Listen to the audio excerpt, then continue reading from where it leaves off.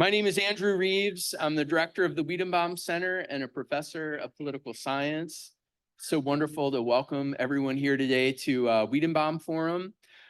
This is a little different than what we usually do. We oftentimes have a lunch event, but we're doing this afternoon event, which is apropos. You know, it's nice when teachers can actually come to these events when they're not held at noon.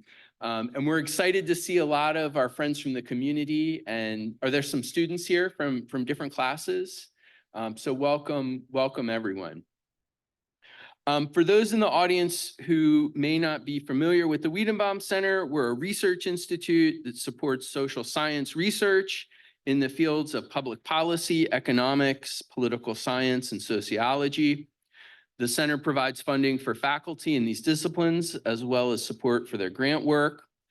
In addition, the center sponsors public affairs programs like these. We believe the center serves as a bridge between scholars, policymakers, and the general public. There are some of these flyers that are around that have some other events that we're hosting this semester, so please take a look and join us for those if you can. Oh, before introducing our first speaker, I wanted to especially thank Cynthia Chappell. Is she here?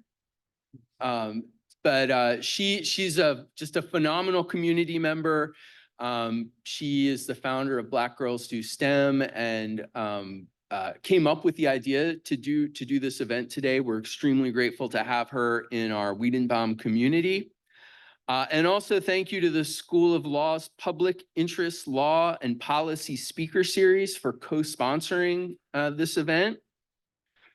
When each person will present their talk, and then at that point we'll take questions.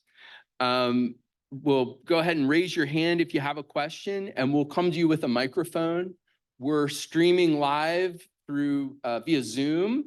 I think our camera is back there. So hello, all of our Zoom friends. They won't be able to hear you if you don't ask a question through the microphone. So be sure to wait to ask the question until that microphone gets to you. And if you're joining us on Zoom, if you have any questions, you can put them in the chat window, and we're monitoring that, and we'll make sure to deliver that to those to our speakers. Okay, let me move on to introductions. Our first speaker is Jerome E. Morris, the E. Desmond Lee Endowed Professor of Urban Education at the University of Missouri, St. Louis. Professor Morris directs the Center for Communally Bonded Research, a distinguished scholar in race, class, and education with a PhD in education from Vanderbilt University. He previously held a full professorship at the University of Georgia. As a social scientist, Dr. Morris's interdisciplinary scholarship examines the institutional structure and culture in schools, provides innovative conceptual frameworks to study marginalized communities, and cultivates meaningful partnerships with communities and schools. A fellow and a former vice president of the American Educational Research Association, the nexus of race, social class, and the geography of educational opportunity represents a central theme of his scholarship. Morris has been at the forefront of highlighting the centrality of the U.S. South in African Americans' experiences, examining achievement gap issues, and rebuilding viable urban communities and schools. He is a recipient of the prestigious Lyle M. Spencer Research Award from the Spencer Foundation to investigate the development of his theory of communally bonded schooling. In addition to scores of research articles, Dr. Morris is the author of 2 books, Troubling the Waters, Fulfilling the Promise of Quality Public Schooling for Black Children, and a recently released best-selling book, which I just ordered, Central Cities, Joy and Pain, Solidarity, Survival, and Soul in a Birmingham Housing Project. Professor Morris will be speaking on bridging the urban-suburban binary in Black education. Now, will you please join me in welcoming Professor Morris. Thank you so much. Thank you. Good afternoon, class, choir, somebody talk to me. Good afternoon. Good afternoon. All right, I'd like to thank you, Andrew, for the introduction. Thank you very much. And I'd like to thank my guest panelist, Dr. Foley, for being here together. And I'm sure we're going to really bring a synergistic way of thinking about issues regarding urban, suburban inequality, et cetera, and African-American schooling. I also like to thank everybody responsible for this event. Alana, I've received the emails, and just everybody, just want to thank you. So I would like to present to you 3 stories about Black education from my research on Black education in urban and suburban spaces over the past 3 decades.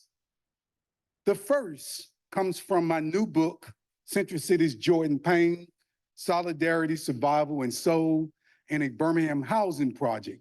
And thank you for the plug here, okay? I can say it now, shamelessly. So one of the things, the book is really cross boundaries, history of ed, urban education, urban policy, and housing. It really deals at that intersection, and specifically bringing new attention to the South and Black people's experiences there. Quite often is locked in one narrative of pre-civil rights or civil rights. So just want to say that. So I'm going to give a story from my book.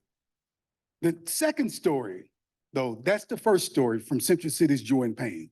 The second story comes from my research in St. Louis, and it is connected to my earlier research on Black schools.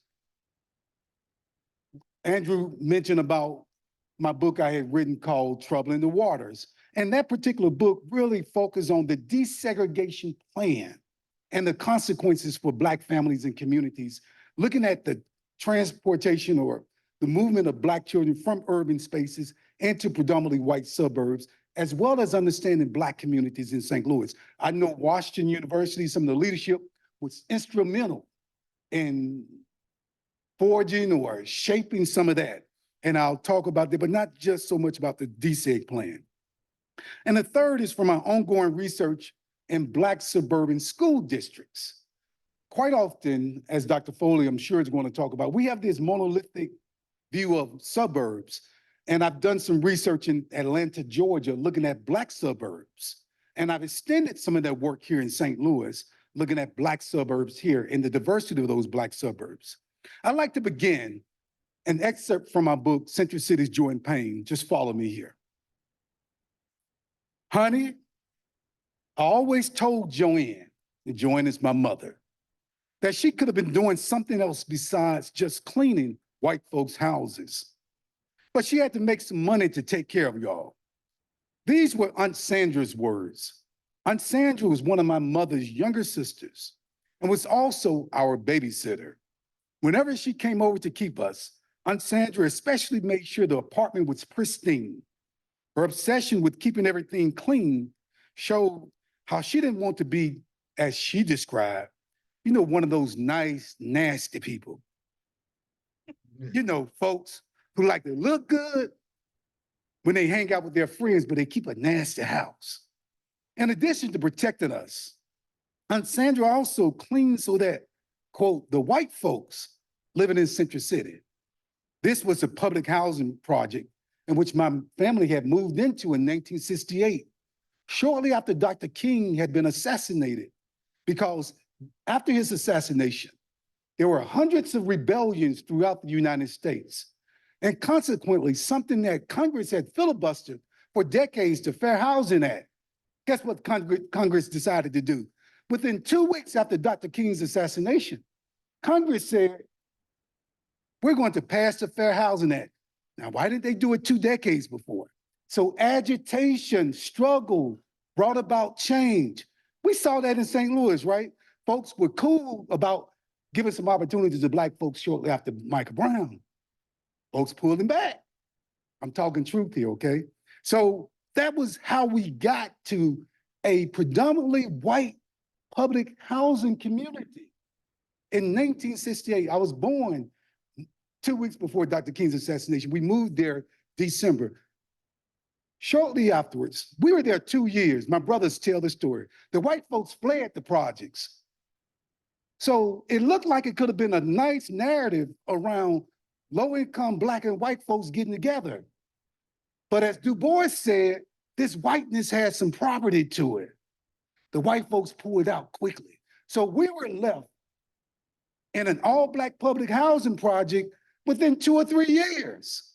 So that was the context of that. So my aunt Sandra, she said, you know, one of the things we have to do, we can't let white folks know that we don't clean up after ourselves. So my earliest recollection of school involved our mother cooking oatmeal in a small pot for me and my brother Maurice. She then spooned the oatmeal into glass cereal bowls. She combined the milk, butter, and sugar to sweeten the oatmeal, which formed a syrupy mixture. After Maurice and I had eaten our breakfast, our mother dressed us, combed my hair with a small comb. Can't do that now. It's not in my speech. Combed my brother's hair with an afro pick. Then she placed our raincoat on us. Get your bags and let's go. As our mother held each of our hands, Maurice and I stomped down the brick and metal encased stairs from the second floor apartment. Once at the bottom of the stairs, our mother pushed open the heavy metal hallway door, and we walked around the corner. We would eventually ride inside a station wagon to attend a school-like place in a warehouse in an area of Birmingham called Collegeville. This is 1972. Then we stopped having to ride in the white station wagon. I finally got y'all into the nursery, exclaimed our mother as soon as she entered the apartment one day. The nursery was in Central City and 1 block from where we live.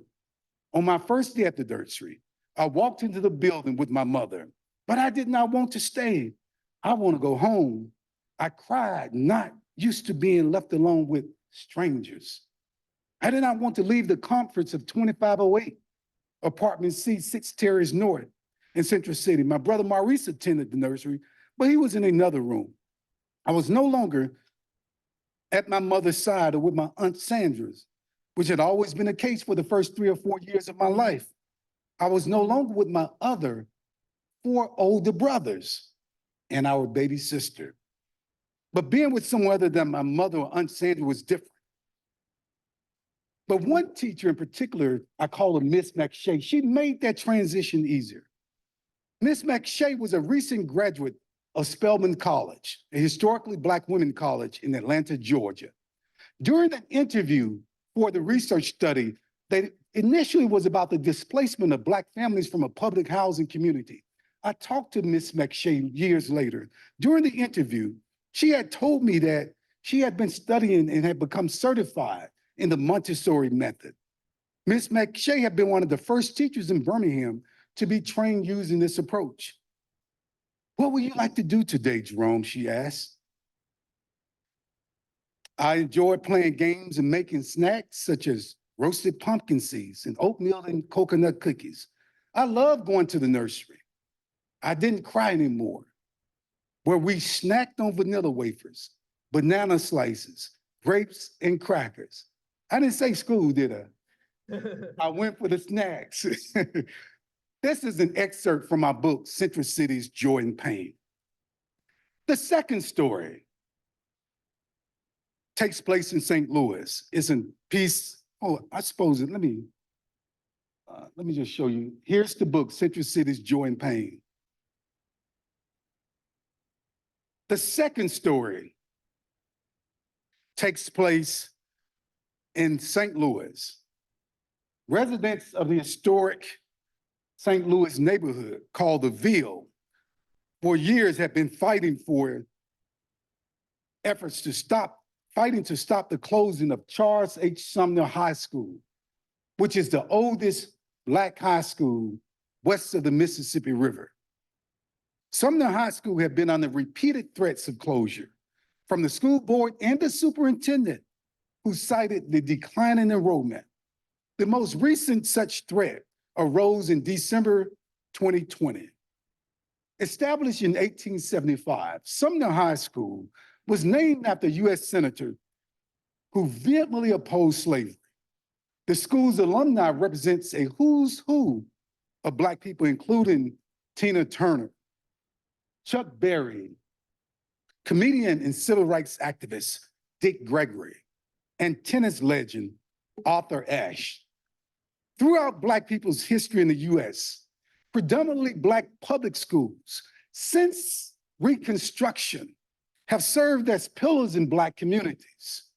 Their importance is second only importance. Their significance is second only in importance to the Black church. Neighborhood schools throughout Black people's experiences, albeit segregated, stabilize Black communities and fostered a sense of belonging for children, serving as a foundation for academic achievement. We know when young people feel connected, when they feel a sense of belongingness, we know that is a prelude to academic achievement. So this is why many parents, community members, activists, and even researchers like myself who have studied contemporary Black schools and the sense of connectedness they've exhibited in terms of Black schools, even here in St. Louis and Atlanta, when I've studied these schools that were exemplary schools, I've noticed that people rallied around these schools. That's why everyone was disappointed when there was this talk about closing Sumner High School. And I'm serving as a member of Sumner Advisory Board. And that board was specifically created to stabilize and keep the school open. Now, this slide that you see right here, this is an article I wrote in The Conversation talking about this closure and the consequences of closures. And this is in particular in reference to a school called Dunbar Elementary School, named after the poet Paul Laurence Dunbar. There's a school that was right up the street called Crispus Attucks Elementary School. That was closed. There are schools with the name of Harriet Tubman, W.E.B. Du Bois. Throughout the United States, we're witnessing the closure of Black schools that create a lineage for Black children. Help them understand why they're going to school that are just closed and nobody's saying a word. 2 million Black children throughout the United States attend schools that are predominantly Black, 75 to 100% Black. There are only 7.8 million Black children in US public schools. 2 million go to schools that are Black. Nobody's saying, as Cornel West says, a bumbling word. Nobody's talking. And I'm trying to figure out why. So that's the second story. I think I'm good on time here. I time myself. Yeah. So the third story, and I want us to talk about why that is the case. The third story, well, let me get back to that second story for a second. I'm always appalled and disturbed when I hear people say, let's save Black institutions. And they're talking about predominantly Black universities. But you don't see any significance in the schools that have these powerful lineages named after Black people. Are we afraid? Are we ashamed? What is it? Because that population is overwhelmingly the Black poor. And that's the thing that my work deals with. It's not just about the Black folks, it's the Black poor. Hence, why we have to study a housing project. You probably get a sense of where a lot of this emanates from and why I blend this autobiographical with this scholarly narrative here. The third story is about a community in St. Louis. It's a suburban community. It's called Jennings. Anybody ever heard of Jennings? It's a majority Black suburb and it has a school district that's predominantly Black. And it touches the city of St. Louis, but it is often not what we educators, researchers, and policymakers visualize when it comes to suburban schools and students. Jennings School District's population is 99% Black and almost entirely low income. Like an increasing number of suburban areas of the US, Jennings shifted from predominantly white to predominantly Black. Shifted from predominantly white to predominantly Black during the late 1970s to early 1980s. Similar to St. Louis City, similar to cities throughout the United States, and even nearby Ferguson, Jennings experienced white flight during the 1970s as African-American people began moving from the city's urban core into suburban communities that have been inaccessible to them due to racist real estate practices like redlining and restricted deed covenants. Quite often, people like to talk about white flight in terms of middle-class white people moving from the city into the suburbs, as I illustrated, poor white people ran away. Poor white people, okay? Not just what William Julius Wilson likes to say, the black middle class. He often likes to say that. No, white people just left. So Jennings had become one of those places of intra-regional migration for black families, initially lower middle income and increasingly low income. Today is 90% black in terms of demographics, 7% white, facing increasing poverty that is rooted in a history of structural and racial inequity throughout the St. Louis region. The city of Jennings borders Ferguson, which is the site, as many of you know, where Michael Brown was killed. Moreover, we see that predominantly black suburban school districts like Jennings are very similar in characteristics to many urban districts, but they often go unnoticed in educational policy. Everybody talks about how do we address urban students. They say, Dr. Morris, you're professor of urban education. I say I'm a professor of education, urban, suburban, rural, whatever you want to call it. You know, that's what I do. But we often use urban as a euphemism for black folks. And that's what people have done. But we know, Dr. Jones, you could say, black folks used to be rural people up until 1970. Most of us were from the rural South. We were not urban people. And I'm not letting folks from Detroit, Chicago, New York hijack that narrative and that history. Okay, I'm here to set it straight. That's why we're studying the South. Got you laughing. So we were rural people. And I had to go to school to learn that we lived in cities like Chicago. But nevertheless, we see these areas often ignored. So one of the things I want to put out there is that while the schooling and neighborhood settings where many low-income black students attend today have increasingly shifted from urban to suburban, what matters is supporting students within the context of their communities. I want to give you some major takeaways here. I missed a slide or two. I think I'll come back to it through the question and answer period. Some major takeaways is I want us to think about this. Take notes. Make sure they take notes. Schools are part of a larger ecosystem. Schools are part of a larger ecosystem. And when you disrupt that system, take children out of it without considering the totality of its symbiosis within communities, particularly the black experience, that symbiotic relationship between or among the school, the family, Dr. Vanessa Silva Walker has written about this, the parents trusted the families. The people knew the community. It's not a nostalgic thing. This is an empirical thing, okay? It's empirical. We know the history. And so schools are part of a larger ecosystem. Let's not just look at them in isolation.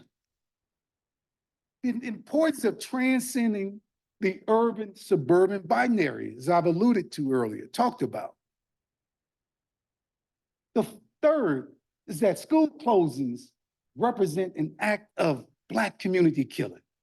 What do I mean? I'm not trying to use hyperbole or anything. Here's what I'm getting at. There's an article we wrote, it's a historical piece and deals with history. I had a couple of great young scholars working with me, Louis Milne-Negron, Ben Parker, and then there's another scholar, grad students, these are PhD students, Nicole Mishra. We've been doing this work around communities and schools and history. And one of the things is that we look at the whole history of African-American experiences, and we see that overwhelmingly, the schools were closed. And when you start closing schools in communities, that's a way to start killing that community.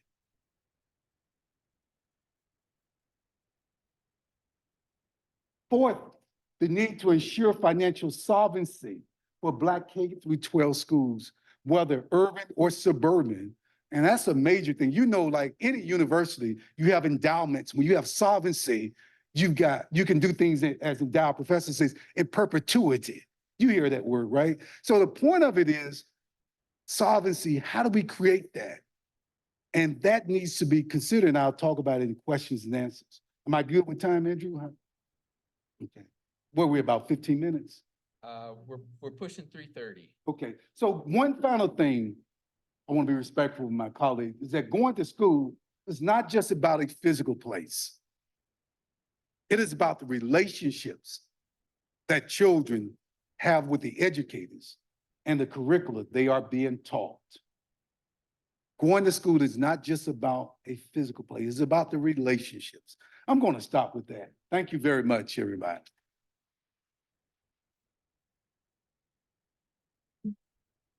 Let's go ahead and take a couple of questions before we move on to our next speaker. Just go ahead and raise your hand and we'll bring you a microphone. And I want you to look at my bigger research question. This is what you're supposed to do when you're putting that dissertation together. Have a big question. I'll just leave it up there. Yes. Questions?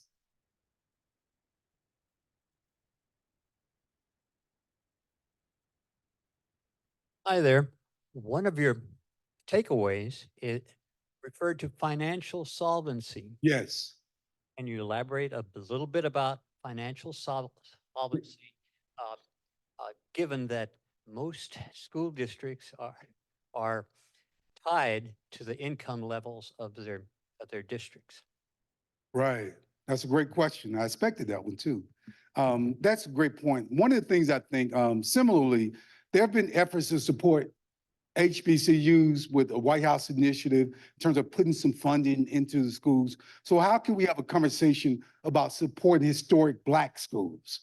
Historic Black schools, very kind of analogous to the HBCU model in terms of an initiative so you can provide some funding for it. The other thing too is I look at foreign policy, domestic policy as foreign policy too. And what I mean by that is that it's disturbing to me to walk around in this place. You go, just get outside, go about 5 blocks, 5 miles north. It's disturbing. And we know that funding is tied to local tax dollars, et cetera. But where did that $100 billion to support wars abroad, where does that come from? Where does the stimulus money, $1 trillion, when everybody in America struggled when it came to, I'm just giving you where we can get the money from. Like the stimulus package, remember that with COVID, trillions of dollars from taxpayers. It's your and my money, funding welfare for everybody else. But when Black folks got it, they stigmatized and said it was welfare, but we called them stimulus checks. Y'all get the tricky way things are done. So what I'm arguing is that that money, this country should commit itself to coming up with those monies. I know it's a hard sell. Folks scared of the word reparations. I ain't scared of it because that has to be part of the conversation. And we need to have that conversation. So that's the way I would think. Those are ways of ensuring the solvency. Those are some of the things. And a good scholar, Bettina Love, has talked about that too in some of her work around reparations. But I want to give a shout out to her too. Go ahead, sir. Is that a good plan? He still got some more. That's good.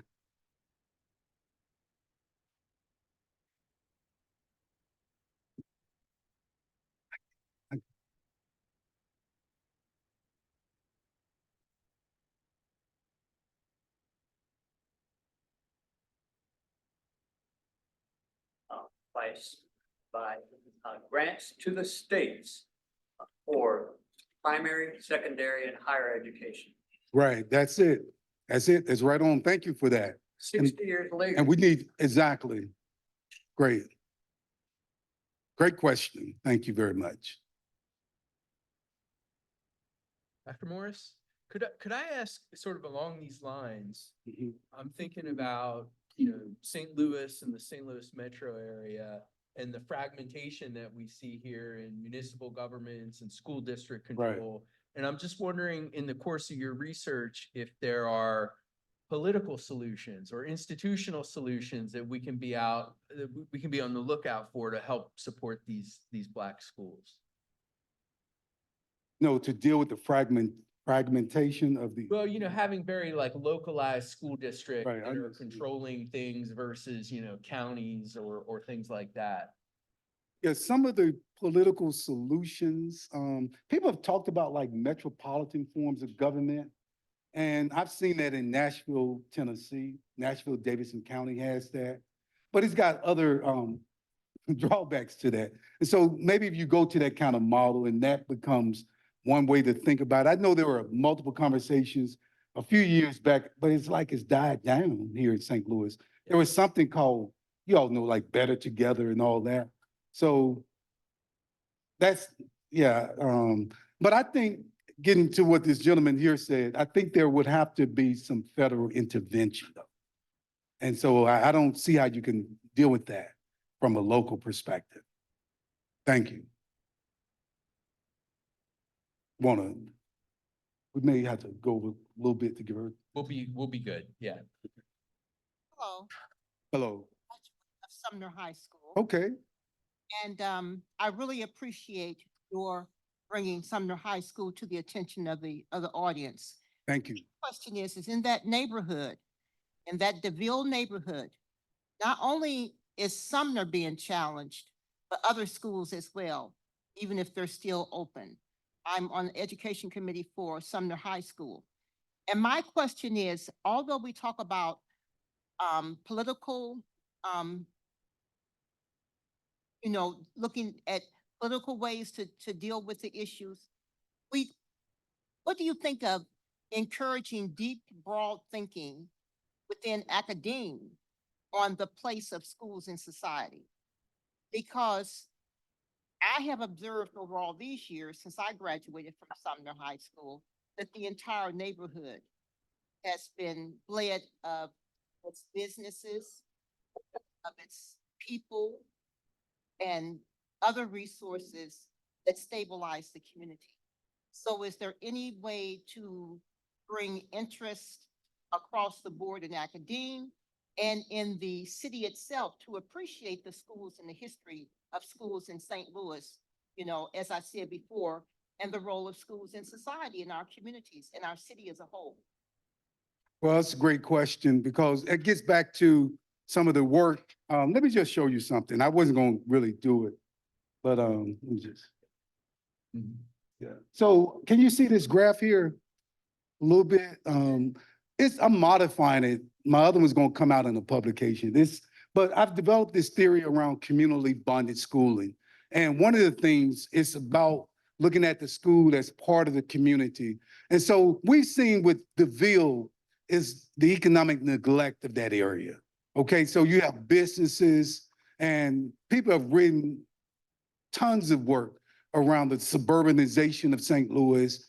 And even when you look at the desegregation plan, at the height, 13,500 children from cities in St. Louis, from schools in St. Louis, transferred or went into predominantly white suburbs.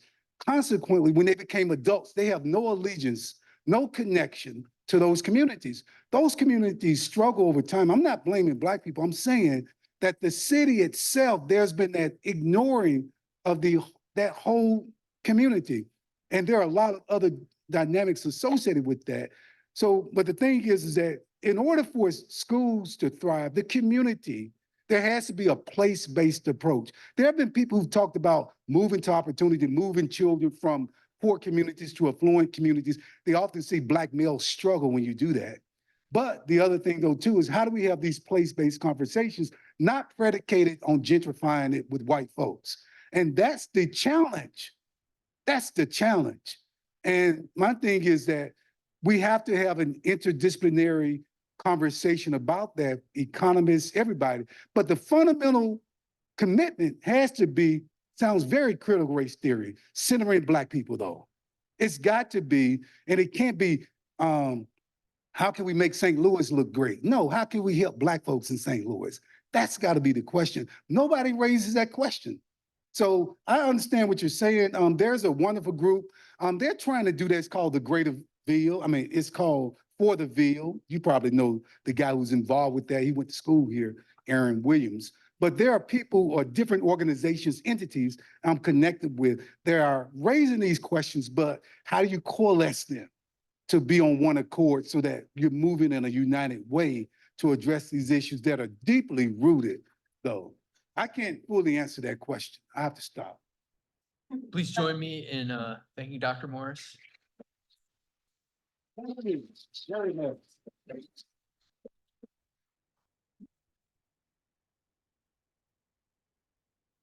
I'm going to invite you all to a happy hour after we're done, so we'll be able to continue this conversation. If you didn't get to your questions, we will hopefully be able to answer them then.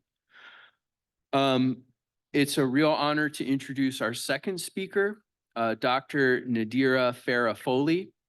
Dr. Foley is an interdisciplinary social scientist. They're an assistant professor in the Department of Education at Washington University in St. Louis. Their research focuses on race, class, and place in American society, particular within and around educational settings. Professor Foley's teaching at WashU currently focuses on the sociology of education, examining K through 12 schools and universities as sites of inequality and also possibility. Their current book project, tentatively titled Class Dismissed: Inequality Talk in a Suburban School, offers an ethnographic investigation of an affluent, diverse suburban community and the school district's lack of discourse and action regarding socioeconomic inequality. It sounds so interesting. I can't wait to read it.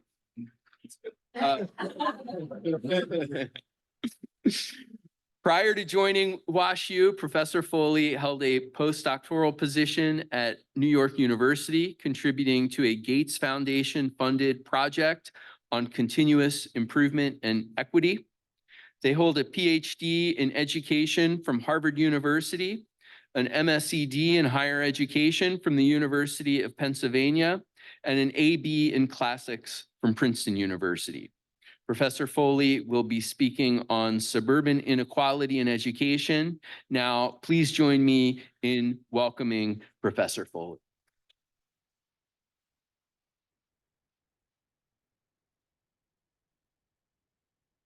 No. Wait, real quick. Oh, it's up there on There we top go. of it. Awesome. So I'm aware of the fact that I am the only thing standing between some of you and a glass of wine. Far be it for me to be the thing standing between anyone and a little bit of relaxation during midterm week. So I'll keep it short and sweet. But there's a lot of complementarities between what Dr. Morris talked about and what I'm going to talk about. So I'm really excited to be in conversation with him and also with all of you today. Dr. Morris talked a lot about centering race. I'm going to be talking about centering class, although I think we would both agree in our shared commitment to centering people who are multiply marginalized on the basis of race and class. So centering low-income Black people is central to my work as well. So that's one place I think there's a lot of complementarity. I'm going to be talking about a very different kind of suburb, though. So as opposed to sort of a predominantly or almost entirely Black and low-income suburb, I'm going to be drawing on my own work, which focuses on affluent, predominantly white suburban communities, which are nonetheless, as I will talk about, becoming increasingly diverse. I thought also for this audience that I would start off with a little bit of sort of like suburbs 101, because although we all use the word suburb often, a lot of people, if you ask them like, well, how do you know when they're in their suburb? They're like, I don't know, you just know, which sort of works, but there's other ways of kind of thinking about defining place in a sort of more specific way.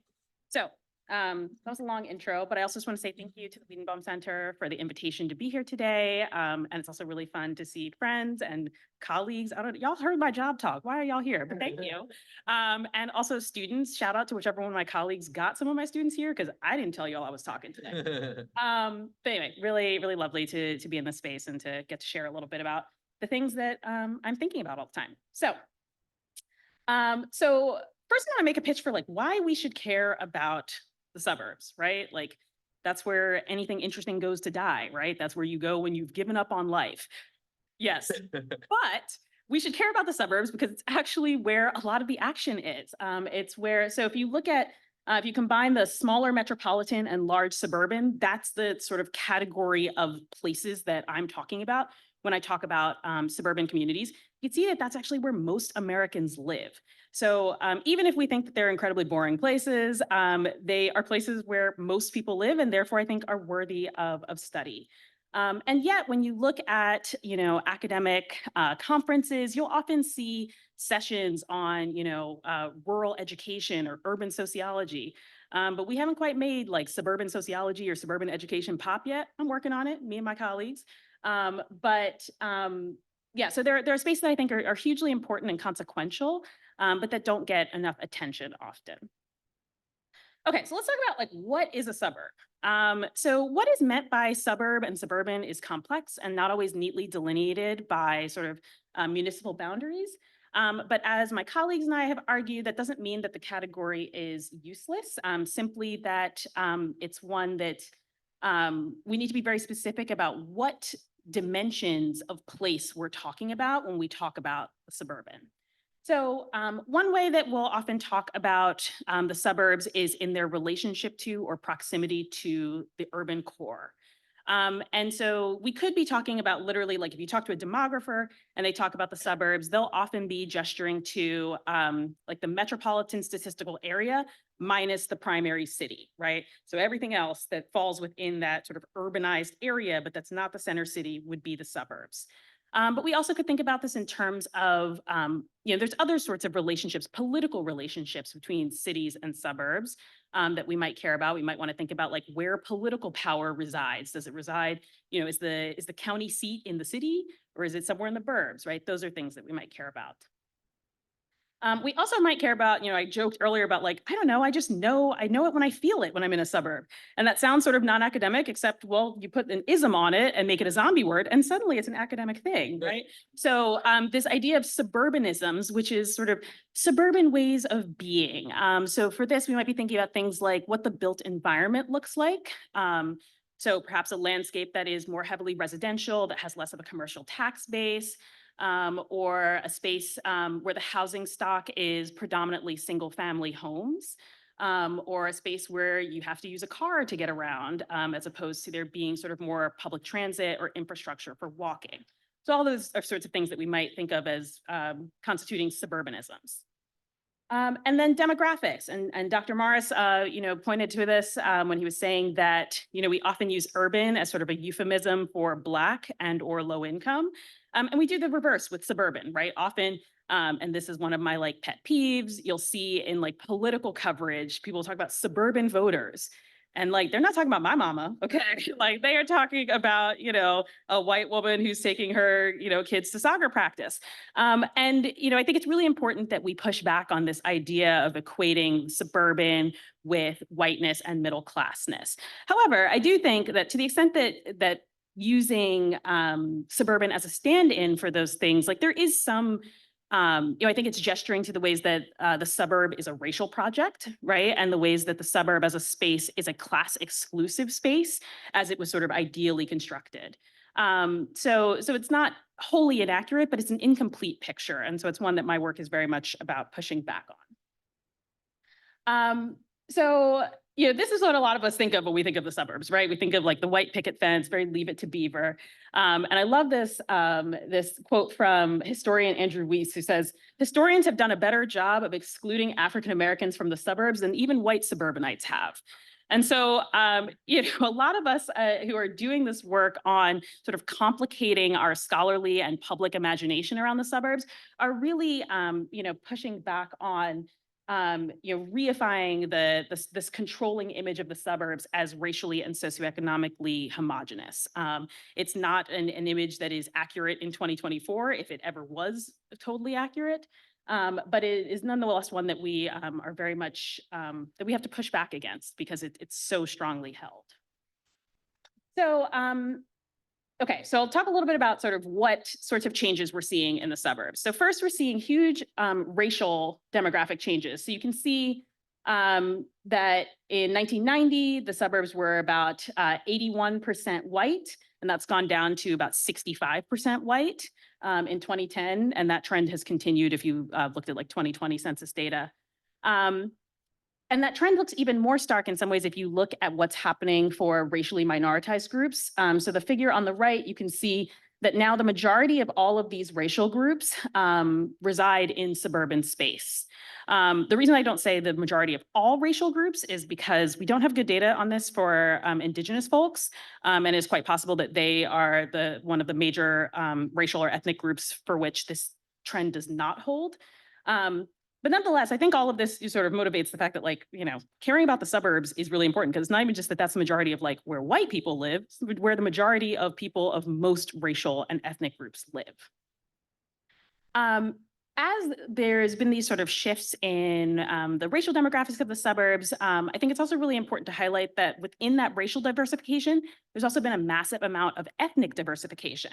So the suburbs have increasingly become new immigrant destinations, and this is sort of upsetting a longstanding trend of cities being the sort of primary destination for new immigrants, and then people moving out to the burbs either, a decade or more after they first landed in the US, or that second generation moving out to the burbs. We're now seeing that immigrants are moving directly to the suburbs, and in some cases forming ethnic enclaves, which we might call like ethnoburbs. Particularly like you'll see this more in some states than others, but like in California, there's a lot of these, particularly for Asian Americans. So I think it's also just important to highlight that ethnic diversity that's happening in the suburbs. And in addition to that racial and ethnic diversification, suburbs have also become more socioeconomically diverse. So demographers have really been leading the charge on this, drawing attention to what we often talk about as the suburbanization of poverty. But I think one of the things that's really important to understand about what poverty looks like in the suburbs is how different the experience of being low income in a suburban space can be from being low income in an urban space. And that's one of the sort of themes that animates a lot of my work. So one of the things that is really different for low income suburbanites is that there's a much less, and our national social safety net is shredded to bits anyway. But however threadbare it is in cities, it is even worse in suburban communities. And so there's this real dearth of social support organizations for low-income suburbanites. Scholars like Scott Allard have written about this a bunch. Alex Murphy at Michigan has also done really important work showing how there is, particularly for low-income Black and Latina youth in the suburbs, there is a dearth of educational organizations and other support services that would help with like social mobility in suburban communities. So all of that means that like suburbs are, they're experiencing all of these demographic shifts, which of course has implications for schools. And I think schools are a particularly important institution in suburban space for a couple of reasons. One, there's not a ton of like, sort of public institutions in suburban space, right? Suburbs are a space where privatization, whether it's like owning your home and getting in your car and being in your own little bubble as you move from point A to point B, like that's what sort of dominates the landscape in a lot of these places. And so schools wind up being one of the few sort of like common grounds where people come together in suburban space. Schools are also really important in suburban space because particularly in communities like the one I studied, the schools are often the reason people moved there. And so there's a ton of emphasis and importance placed on the schools. So schools are experiencing these racial and ethnic and socioeconomic changes. They're dealing with the forces of desegregation and resegregation. As I will talk about, they're also faced with these within school inequalities, right? So we could talk about, the sorts of inequalities that exist between a suburb like Jennings and a suburb like the one that I'm going to talk about in a minute. But it's also, as I will talk about when I talk about my own work, really important for us to attend to those within school inequalities. Okay, so now I'm going to actually talk a little bit about my own work, which is on how socioeconomic inequality shows up in schools and how that looks different in suburban communities than in the sorts of urban communities that we as education researchers more often focus on when we're talking about inequality. I do just want to underscore again, though, that there's so much diversity in suburbs. So the kind of suburb that I'm talking about is one kind of suburb. And for the rest of my talk, I'm going to be focusing on speaking from that lens. And then the last thing, caveat I always have to give when I talk about my work in St. Louis is Kirkwood is the pseudonym for my research site, but it is not that Kirkwood. So don't think I'm putting anybody on blast. It's a completely different town. It's not in the St. Louis metro area. I chose the pseudonym Kirkwood because it's the old name for my hometown. I grew up in suburban Southern New Jersey, and I wanted a name that had some just like suburban resonance for me. And then I took a job here, and now I probably need a new pseudonym. Okay, so let's see, hold on. Scroll down and see my notes. most of this without my notes, but I just want to make sure. Oh yeah, okay. So so in my book project, I'm taking readers inside this town that I use the pseudonym Kirkwood for. So my Kirkwood is a suburb of about 30,000 people, just outside of the major metro or the major city in its metro area. It's almost entirely residential. There's really no commercial tax base to speak of. On one side of town, there's like huge, really, really expensive houses. And on the other side of town, there's a neighborhood that has some duplexes and triplexes. But there's no real like multifamily housing in this town, except for like a senior citizen community. But Kirkwood is what a lot of us think of when we think of the suburbs, right? It's got these like quiet tree-lined streets, mostly residential neighborhoods. People depend on cars to get along, to get around. And perhaps most importantly for my work, it's a town where the schools were really, really well regarded. This is a town that's affluent by any means. So median home values were like over $500,000. Median incomes were over $100,000. And so you might think, well, like, what does socioeconomic inequality even look like in a context that's that privileged? Like, is poverty really a problem? And to some extent, you'd be right. Poverty rates in Kirkwood are low; they're under 5%. But I also think it's worth, reminding people of what the federal poverty line is for a family of four. Does anyone know? Out of curiosity, 16.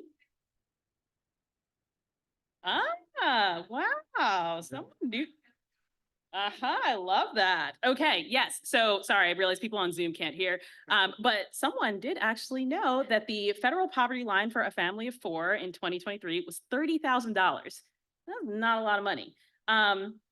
Median rents in Kirkwood are about $1,200, although that's very skewed by the fact that there isn't actually a huge rental market there. And so, it might seem impossible that a family that's truly like poor could even land in Kirkwood, where even a family that's at sort of like 200% of the poverty line is making like 60K. But that is, the low poverty rates don't really tell the whole story here, right? And focusing on the schools really helped me understand that there were still very much economically marginalized and struggling families, even in this place of great privilege.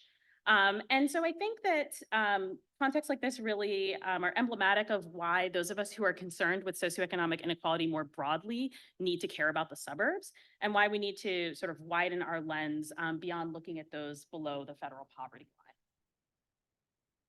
All right, so over the course of 2 academic years, I spent hundreds of hours at Kirkwood High School, and I spent a ton of time in the cafeteria. This is not actually a photo of Kirkwood's cafeteria, but it's very, very similar. And so for the rest of my comments, I wanted to just talk a little bit about but what I learned from spending time with a group of low-income first-year students in the cafeteria. Because in that space, I realized that there were kids going hungry. In a town where the average or the median income is over $100,000, the fact that there were kids who weren't getting enough to eat, to me, is just like deeply upsetting, like borderline criminal. And so a couple of things that I wanted to just sort of highlight about how these kids' experiences show that we need to think differently about poverty in the suburbs. So the first thing is that like poverty doesn't get concentrated in the same ways and may in fact be rather invisible. And that in some ways that's because people have an investment in maintaining an image of places like Kirkwood as places where everyone's doing well. But one of the things I found most surprising in my research is that it wasn't just, NIMBYs resisting the development of more multifamily housing, although there certainly was a lot of that. My Kirkwood has been in the news recently for some really, really gnarly fights over resisting the building of some affordable housing.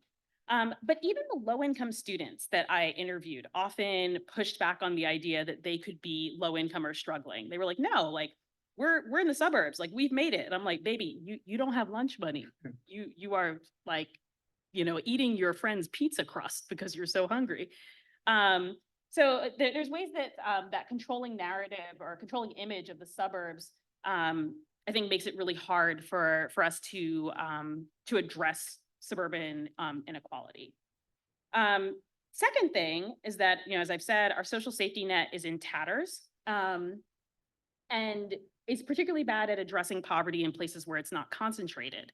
And one of the ways this shows up in a high school cafeteria is around the way our federal free lunch program works. So if you are a district that serves an overwhelmingly low-income population, you can make use of what's called the community eligibility provision, and you could make lunch free on a universal basis, right? Places like Kirkwood, which Kirkwood High was about 20% free lunch eligible. That's not a high enough threshold to make use of that community eligibility provision. So students who were free lunch eligible needed to fill out those forms every year. But there's a whole host of problems with that, right? I talked to students whose families refused to fill out the form because they didn't want to be seen as needing handouts, right? They were worried that they would be stigmatized for having filled it out. I talked to students who, for example, I had a student who during our interview realized like, oh, I have to fill that out every year. And I was like, yes, right? So because of the way that the school didn't explain to students like how that information was going to be used or that they had to fill it out every year, there were students who really slipped through the cracks and unfortunately wound up not getting food, which we know has a huge impact on academic achievement, in addition to just being like a basic right that kids should have met. Let's see. Okay. But the problems with the federal lunch program and how it works are bigger than just how like any one school administers it. So I don't know, you probably can't see it if you're further back, but the highlighted numbers show just what the income cutoffs are for eligibility for reduced price lunches on the left, free lunches on the right. So for a family of four, the cutoff for reduced price lunch is 55.5. And I've already told you a little bit about how expensive a metro area this town is in and how expensive it is to live in Kirkwood. So I looked up what like MIT's living wage calculator says a family of four would need to live in this area. You would need to make like almost twice that, right? So there's a big chasm, obviously, between 55 and like the 100K that MIT's living wage calculator says you would need in order to live in this area. But I think that gap is where a lot of suburban inequality lives, right? It's families who, maybe were below the threshold one year and then a parent got a raise, which like, oh my God, yeah, you got a promotion and a raise. That seems like a good thing. But now you've, crossed over that threshold and are no longer eligible, right? Or it looks like families that, are above this threshold, but are severely rent burdened because it's an incredibly expensive place to live. And those are the sorts of the problems that, having a free lunch program that doesn't take into account regional variation or cost of living is hugely problematic. So these cutoffs are for anywhere in the contiguous 48 states. Alaska and Hawaii are the only two states that have different cutoffs. But whether you're in New Jersey or New Mexico, it's the same income threshold, which I think sort of intuitively does not make a ton of sense to most people in this room. And then beyond hunger, I'm thinking about a myriad of other ways that socioeconomic disadvantage shows up in suburban schools. And I think here it's really an issue of like relative disadvantage, right? So most of the students in my study were not below the poverty line, but that doesn't mean that they weren't experiencing forms of socioeconomic marginalization, that they weren't having experiences that were, equivalent or equitable with those of their more privileged peers. And so I think, we know that schools have accountability. There's accountability measures in place to make sure that schools are making strides for serving their low-income students and, achieving outcomes on, say, standardized tests that are equitable. But we don't have the same sorts of accountability measures to make sure that low-income kids have access to co-curricular or extracurricular activities in the same way, or all of the other things that we sort of think of as like extras, but that really make students feel like they belong and like they're part of their school community. And so that's something I also talk about in the book that I see as a big problem that really just gets lost in a lot of our conversations about educational inequality. So I see my work as really trying to bring the suburbs into clearer focus. And so I'll just leave you with a couple of summation points. So one is that the suburbs are changing, even our controlling image of the suburbs remains very stuck in this like Leave It to Beaver, homogenized and mythologized idea of suburban space that is not true and maybe never has been. I also think it's crucial that, as I'm trying to like raise awareness of like why we should care about the suburbs, that we really need to resist sort of homogenized idea of, oh, okay, now it's that all suburbs are diverse. Like, no, there's a ton of diversity between suburban communities. And then I really see my work as helping us attend to those inequalities within suburbs, right? And thinking about the fact that even within places of affluence and privilege, there are nonetheless all sorts of relative inequalities on the basis of race and class that nonetheless have profound implications for young people and their experiences and their future trajectories that I think we should all care about, whether we have kids in suburban schools, whether we are members of suburban communities, or whether we're just engaged citizens. So I'll stop there. Thank you so much, y'all.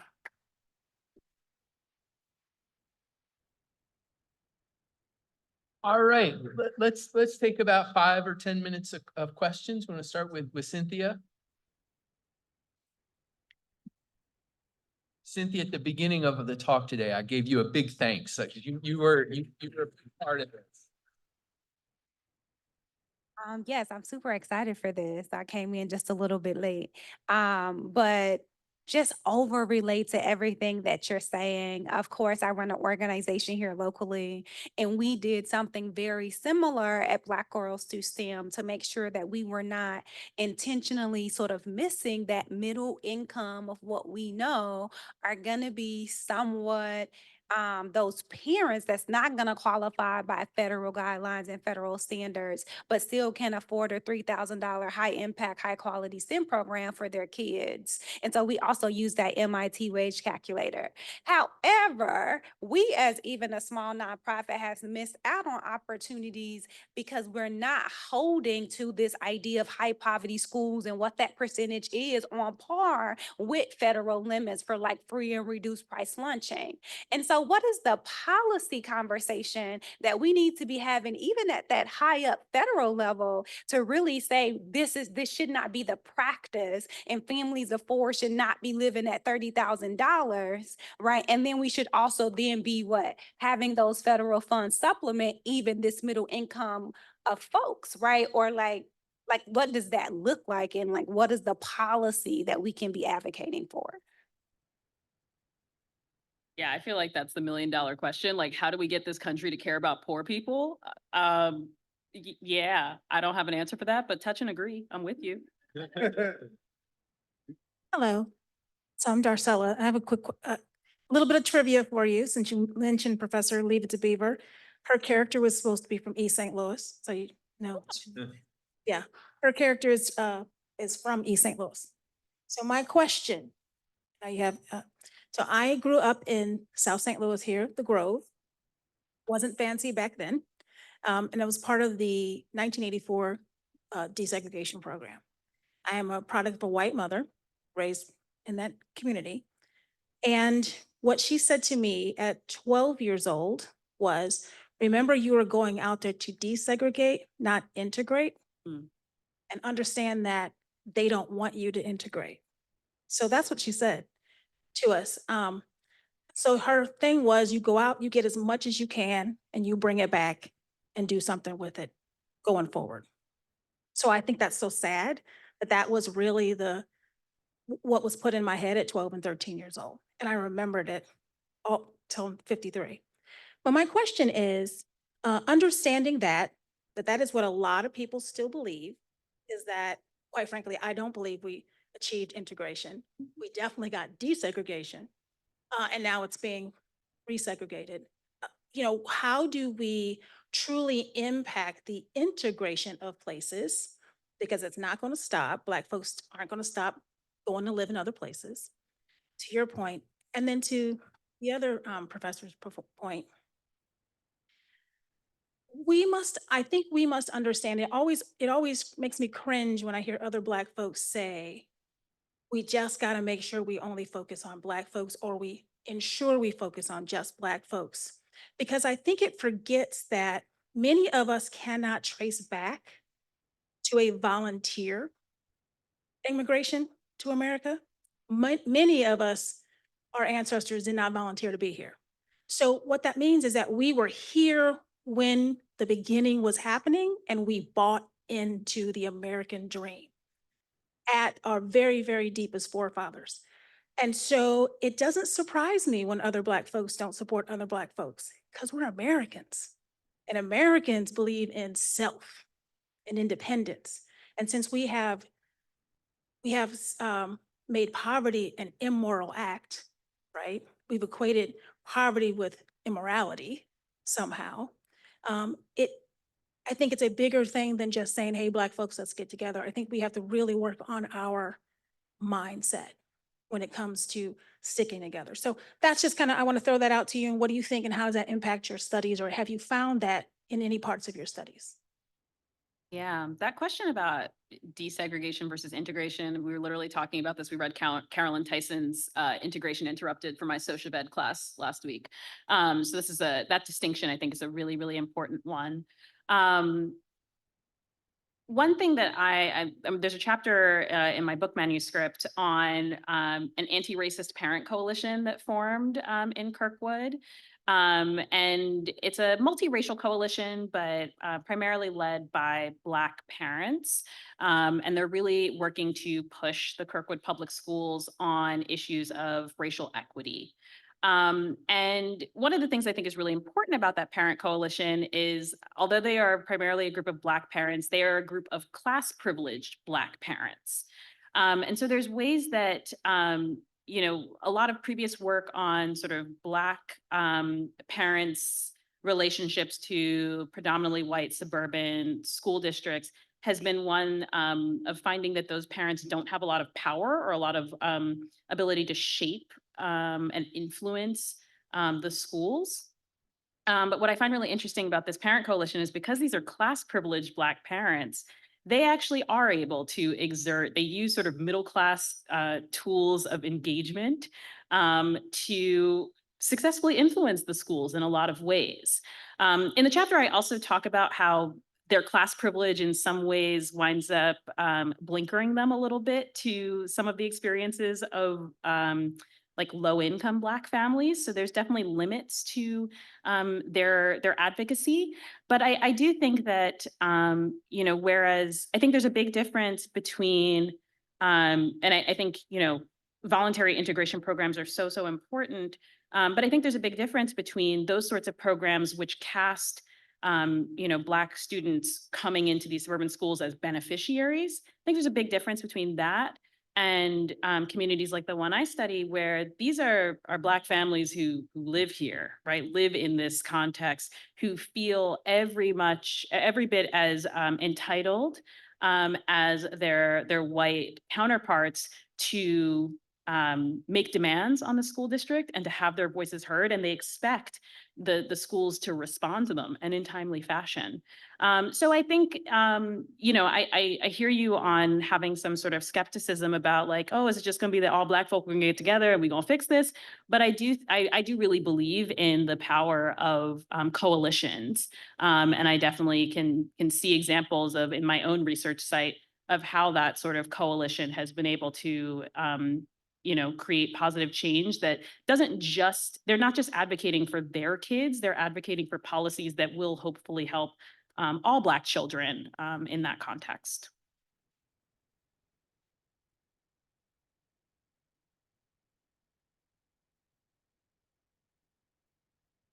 I was a graduate of Kirkwood High School, class of '62, and we were desegregated maybe my sophomore, freshman year at Kirkwood High School.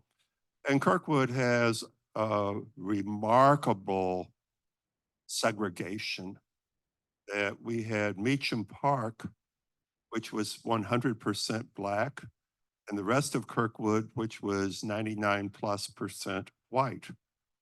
And it would be a fascinating study to see what, well, it's just incredibly tough things happened even afterwards, including a mass shooting in City Hall because of a poor Black guy who was loved by many people, driven insane by too many parking tickets on his car in Meacham Park. Yeah, that was one of the things that I heard from many of my colleagues when I came for my visit last year was St. Louis will be a really interesting place for you, given the things you study. And yeah, no, hasn't disappointed yet. That's why I'm here. Mm. Stops where it stops because they didn't want blacks being able to go to from West County, from North County to South County. Yeah, that's a familiar story. Like the bridges in New York. It's like we didn't want black people to be able to go to the beach and they were going to be on buses. So that's why the bridges are, the overpasses on some of the highways are as low as they are. Racism really never misses a beat. It's wild. This is a bit peripheral to your other presentation, but the charts that you showed at the beginning of the demographic shift in the suburbs, were those controlled for the demographic shift as the nation as a whole? Because they seem to mirror it pretty closely. Controlled. What would it mean to control? Sorry, that question has thrown me a little bit. So I mean, yes, the country has also gotten more diverse. correct. Yes. That's But it's also that we've seen this movement to the suburbs. It's not just that. so the charts were controlled for that. They took into account the fact that the Yeah, the use of the word control is throwing me, but yes, you're right that like some of the reason that we're seeing a rise of diversity in the suburbs is about the country overall getting more diverse, but there's also movement to the suburbs happening. okay. Yeah. Just check. Yeah. Let's take one last question. Yeah, sure. Elizabeth, you get the last question. Maybe too broad, but have you seen in your research where any minority parent has power capital able to bring change to low income populations in their schools? Like this is kind of piggybacking on Darcella's question. So where minority parents are involved, can they, with their power capital, can they bring change for other, meaning like, just using the example of food, like helping students fill out forms, pushing administration on that area? Yeah, that's not something that I've seen. I will say this, since I wrapped data collection, it's been interesting seeing the parent coalition actually start to incorporate more sort of a focus on class. So for example, they were doing a lot of advocacy around affordable housing because, as I mentioned, this has been a big sort of political battle in the town. And so it has been heartening to see them start to expand their lens beyond policies that affect them and their children, but to think about sort of equity more broadly, including thinking about that intersection of race and class. Unfortunately, like they are still outnumbered and outgunned. And so the initiative that was on the ballot about approving an affordable house or a new multi-unit housing development that would have included some amount of affordable housing did just get blocked. Yeah, so that's not maybe as hopeful. But I think it is encouraging to see that they are at least starting to think more about those intersections of race and class and advocating not just for their own kids in the schools, but thinking about schools, to Dr. Morris's point, as part of a larger ecosystem.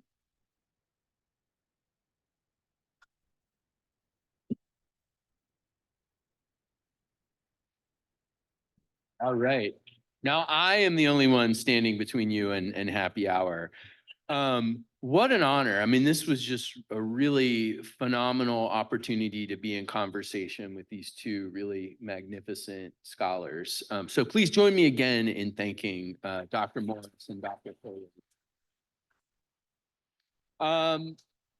Again, we've got events. Take a look. I can't promise they're all going to be as good as this one, but we try. Of course, mark your calendars for the May 16th annual reception that we have. If you need parking validation, you can see Elizabeth Larson, who's up front. I'd also like to extend an invitation to all of our Wiedenbaum Center donors, along with everyone else here, to please join us for a happy hour back at the center in Siegel Hall. So you can join us. Elizabeth will lead the parade over to Siegel Hall. Oh, I will lead the parade to Siegel Hall. It's just outside of this building to our right. Please join me one more time thanking our awesome guests and see you at the happy hour.